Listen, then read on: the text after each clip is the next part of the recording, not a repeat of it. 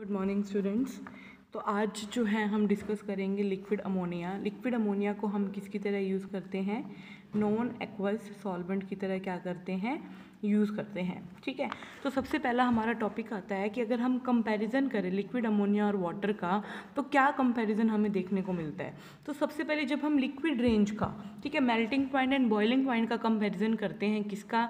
Liquid ammonia और water का, तो हम ये देखते हैं कि लिक्विड अमोनिया के केस में melting point and boiling point क्या रहता है as compare to the water, क्या रहता है? कम रहता है। इसका मतलब क्या हो गया कि जब हम लिक्विड अमोनिया को as a non aqua solvent use कर रहे हैं तो हमें में भी कुछ जो है उसको हैंडल करने में क्या हो सकती है?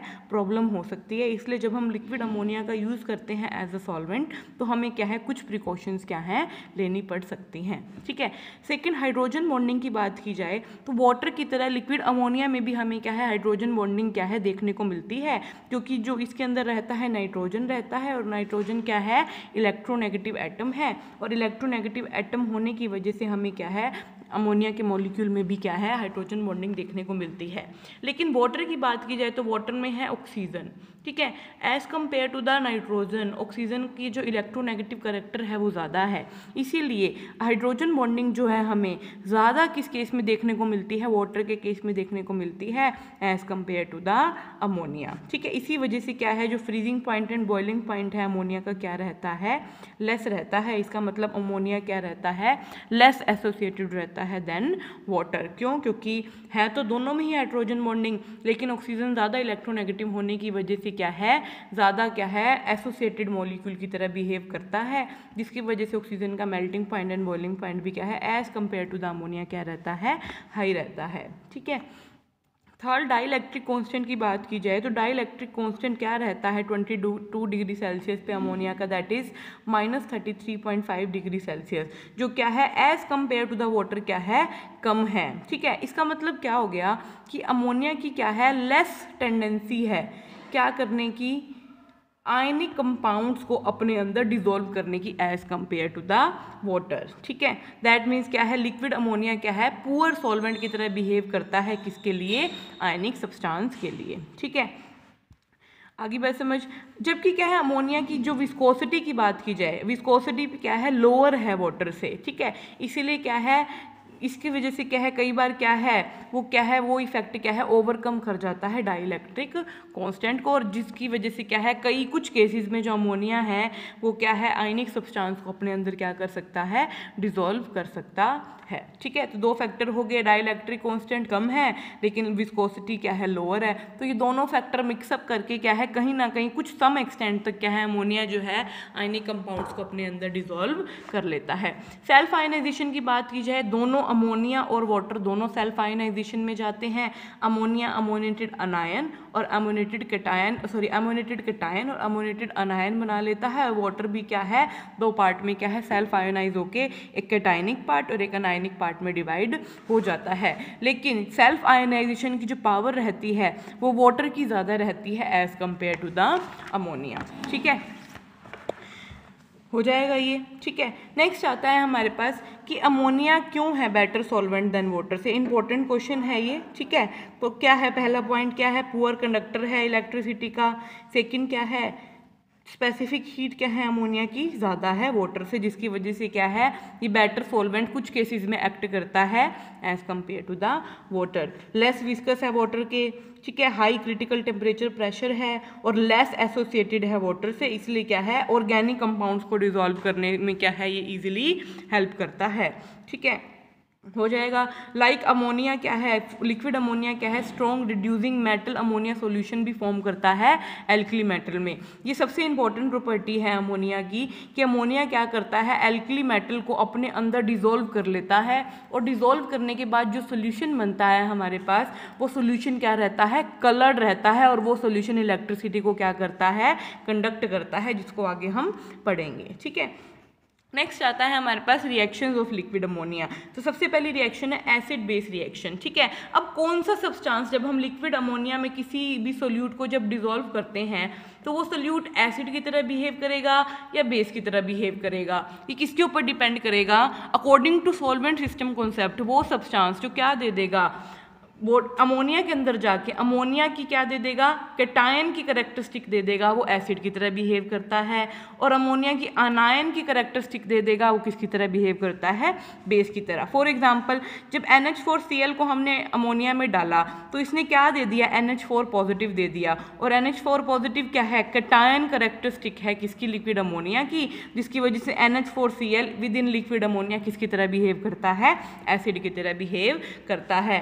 सिमिलरली KNH2 की बात की जाए, ठीक है, जब इसको हम लिक्विड अमोनिया में डिसॉल्व करते हैं तो किस में ब्रेक डाउन होता है, K पॉजिटिव NH2 नेगेटिव में। तो NH2 नेगेटिव क्या है, यहाँ पर अनायन करैक्टरिस्टिक है किसकी, लिक्विड अमोनिया की। और वो सब्सटेंस जो क्या है अनायन करैक्टरिस्टिक दे देते हैं किसके अंदर जाकर, लिक्विड अमोनिया के अंदर जाकर, वो सब्सटेंस हमारे किसकी तरह बिहेव करते हैं, बेस की तरह बिहेव करते हैं, ठीक है। तो that means acid base reaction किस पे डिपेंड करेगी, लिक्विड अमोनिया के अंदर, कि कौन सा सब्सटेंस कैसे बिहेव कर रहा है लिक्विड अमोनिया के अंदर, ठीक है। कौन एसिड बिहेव करेगा, कौन बेस बिहेव करेगा, वो किसके ऊपर डिपेंड करेगा कि कैसी करैक्टरिस्टिक वो लिक्विड अमोनिया के अंदर जाकर दे रहा है, ठीक है।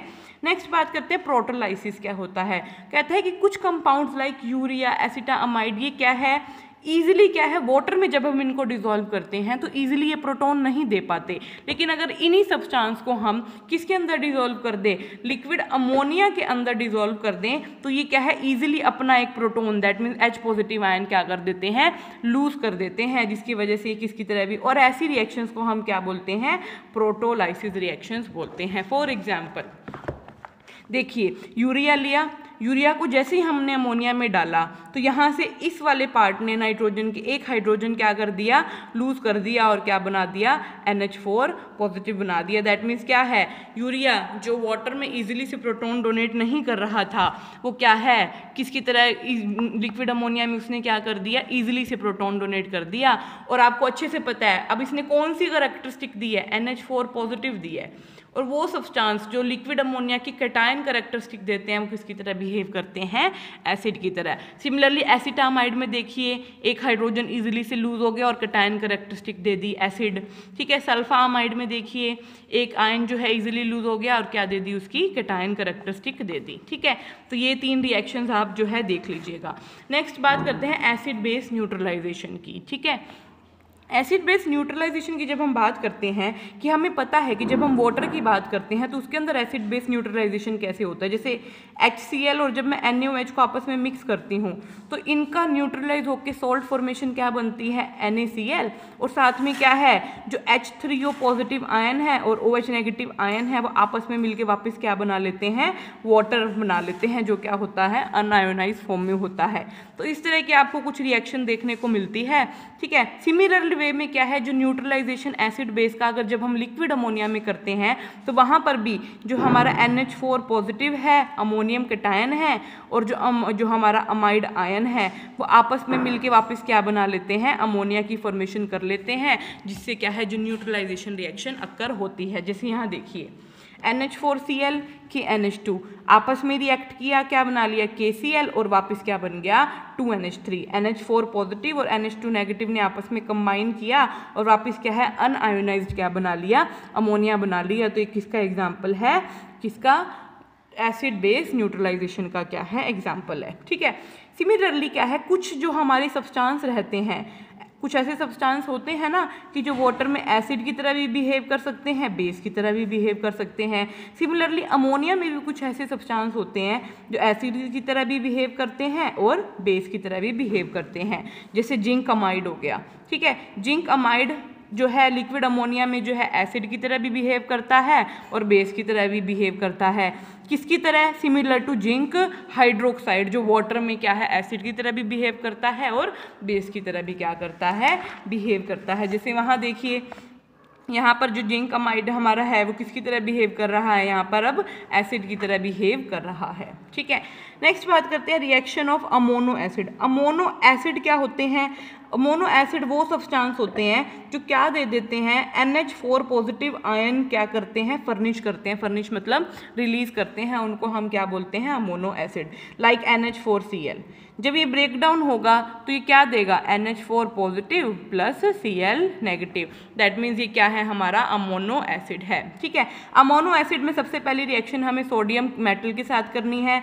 तो सोडियम सोडियम मेटल और जब NH4 सेल आपस में रिएक्ट करेंगे in the solvent liquid ammonia, तो वो क्या कर देंगे, हाइड्रोजन गैस लिबरेट कर देंगे, और साथ में क्या है, न्यूट्रलाइजेशन तो हो ही रही है, ठीक है, और साथ में क्या है, सॉल्ट फॉर्मेशन हो रही है। सिमिलरली मैग्नीशियम का भी यही है, ठीक है। नेक्स्ट बात करते हैं हम मेटल ऑक्साइड की। जब मेटल ऑक्साइड को हम क्या करवाते हैं लिक्विड अमोनिया में, किसके साथ रिएक्ट करवाते हैं, अमोनो एसिड्स के साथ रिएक्ट करवाते हैं, तो वहाँ पर क्या है, वाटर रिलीज होता है। डिफरेंस देखिए, ओनली सोडियम मेटल था तो हाइड्रोजन गैस लिबरेट हो रही थी, ठीक है। अब क्या ले लिया हमने, मेटल ऑक्साइड ले लिया, तो वहाँ पर क्या है, हमारा जो है वाटर की फॉर्मेशन हो रही है, ठीक है। तो एक ये रिएक्शन आपको ध्यान रखनी है। सिमिलरली ये तो था अमोनो एसिड, एसिड मतलब जो NH4 पॉजिटिव दे दें।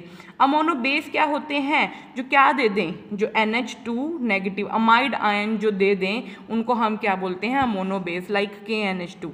फेमस है ये KNH2, ये क्या किस में ब्रेक डाउन होगा, K पॉजिटिव NH2 नेगेटिव में। अब ये NH2 नेगेटिव हमारे पास क्या है, दैट मीन्स ये हमारे पास किसकी तरह बिहेव कर रहा है, अमोनो बेस की तरह, क्योंकि ये क्या दे रहा है, NH2 नेगेटिव जो है रिलीज कर रहा है, ठीक है। फॉर एग्जाम्पल यहाँ देखिए, जैसे ये रिएक्ट करेगा मर्करी का जो है आयोडाइड है किसके साथ, KNH2 के साथ लिक्विड अमोनिया में, तो क्या बना लेगा हमारा, मर्क्यूरिक नाइट्राइड के क्या बन जाएंगे, हमें इनसॉल्यूबल प्रेसिपिटेट मिल जाएंगे, और साथ में क्या है, लिक्विड अमोनिया जो है वो क्या है, अनआयनाइज फॉर्म में जो है हमें मिल जाएगी, ठीक है। सिमिलरली AgNO3 जब KNH2 के साथ रिएक्ट करेगा तो क्या मिलेगा, KNO3, और AgNO2 के सिल्वर अमाइड के हमें क्या मिल जाएंगे, इनसॉल्यूबल प्रेसिपिटेट नीचे ऑब्टेन हो जाएंगे, ठीक है। नेक्स्ट बात करते हैं प्रेसिपिटेशन रिएक्शन। ये प्रेसिपिटेशन रिएक्शन जो हमने पीछे की थी, किसमें प्रेसिपिटेशन रिएक्शंस, जब हम टाइप ऑफ सॉल्वेंट्स की रिएक्शंस पढ़ रहे थे, तो सेम वही यहाँ पर हमें क्या करनी है, पढ़नी है, तो ये आप देख लीजिएगा, ठीक है। नेक्स्ट उसके बाद जो हमें करनी है most important, that is complex formation reactions, ठीक है। कॉम्प्लेक्स फॉर्मेशन रिएक्शन क्या कहती है कि कुछ सब्सटेंस ऐसे होते हैं, जैसे AgCl की बात की जाऊँ, हमें अच्छे से पता है कि AgCl क्या है, इनसॉल्यूबल है वाटर में, लेकिन यही AgCl को जब हम किस में डालते हैं, लिक्विड अमोनिया में डालते हैं, तो क्या होता है, स्टेबल होता है या सॉल्यूबल होता है। ऐसा क्या हुआ कि AgCl इनसॉल्यूबल था वाटर में लेकिन सॉल्यूबल हो गया लिक्विड अमोनिया में, तो इसका रीज़न क्या है कि जैसे ही AgCl को हमने अमोनिया में डाला तो AgCl ने अमोनिया में जाते ही क्या बना लिया, कॉम्प्लेक्स की फॉर्मेशन कर दी, और ये कॉम्प्लेक्स क्या था, स्टेबल था, सॉल्यूबल था किसमें, लिक्विड अमोनिया में। इसलिए AgCl क्या रहता है, सॉल्यूबल रहता है लिक्विड अमोनिया में, बट इनसॉल्यूबल रहता है किसमें, वाटर में। इंपॉर्टेंट क्वेश्चन है ये, एग्जाम में आया हुआ है कि AgCl क्यों जो है इनसॉल्यूबल रहता है वाटर में बट सॉल्यूबल होता है अमोनिया में, रीज़न बताइए, ठीक है। सिमिलरली अगर मैं बात की जाऊँ जिंक नाइट्राइट की, जिंक जो हमारा नाइट्राइट है, जब हम उसको क्या है लिक्विड अमोनिया में रिएक्ट करवाते हैं KNH2 के साथ, तो वो क्या बना लेता है, जिंक NH3 की ट्वाइस, जो क्या कॉम्प्लेक्स क्या होता है हमारा, इनसॉल्यूबल रहता है लिक्विड अमोनिया में।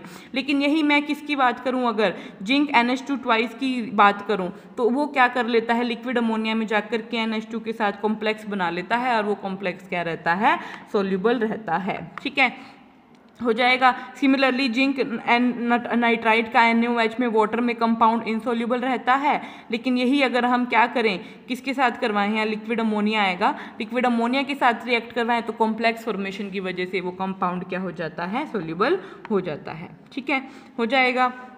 ये प्रॉपर्टीज़ आपको करने की ज़रूरत नहीं है। उसके बाद लास्ट प्रॉपर्टी हमारी जो बचती है वो है solution of alkali metal in liquid ammonia. Important है, वो कहता है कि मोस्ट इंपॉर्टेंट प्रॉपर्टी है लिक्विड अमोनिया की कि क्या कर लेते हैं, एल्कली मेटल को अपने अंदर डिजोल्व कर लेते हैं, ठीक है। और जो सोल्यूशन बनता है ना डिजोल्व करने के बाद, वो सोल्यूशन ब्लू कलर का होता है, जो किसके ऊपर डिपेंड नहीं करता कि हमने कितना मेटल क्या किया है, डिजोल्व किया है, ठीक है। लेकिन जैसे ही हम जो कंसंट्रेशन अगर है मेटल की हम इंक्रीज कर दें, तो एक पॉइंट आ जाएगा जब वो सॉल्यूशन का जो कलर है वो किस में चेंज हो जाएगा, ब्रॉन्ज कलर का हो जाएगा, और किसकी तरह अपीयर होने लगेगा, मेटल की तरह हमें वो अपीयरेंस दिखेगी, ठीक है। ये जो सॉल्यूशन होते हैं ना एल्कली मेटल के, किसमें, और लिक्विड अमोनिया में जनरली क्या होते हैं, कंडक्टिंग होते हैं, और किसकी तरह बिहेव करते हैं, स्ट्रॉन्ग रिड्यूसिंग प्रॉपर्टीज ये क्या करते हैं, शो करते हैं, और साथ में पैरामैग्नेटिक भी होते हैं, ठीक है।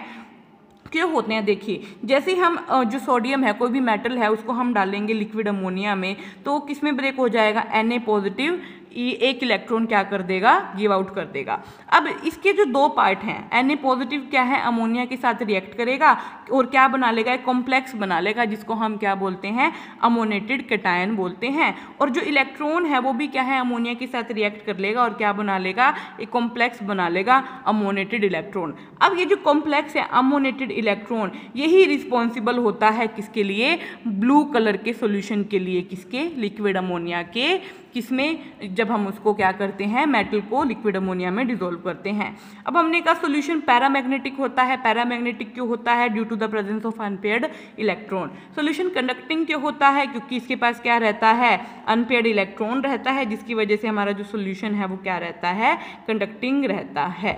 ठीक है, तो ये हमारा था important part. Advantage liquid ammonia की कर लेना आप, ठीक है, कि ये क्या रहता है, लेस विस्कस होता है वाटर से, इसलिए बेटर क्या है, हमारा सॉल्वेंट है। ठीक है, स्ट्रॉन्ग रिड्यूसिंग एजेंट है।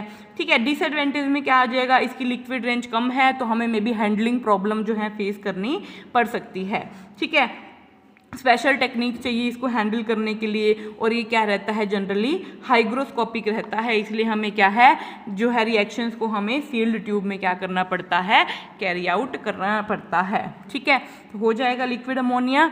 Thank you.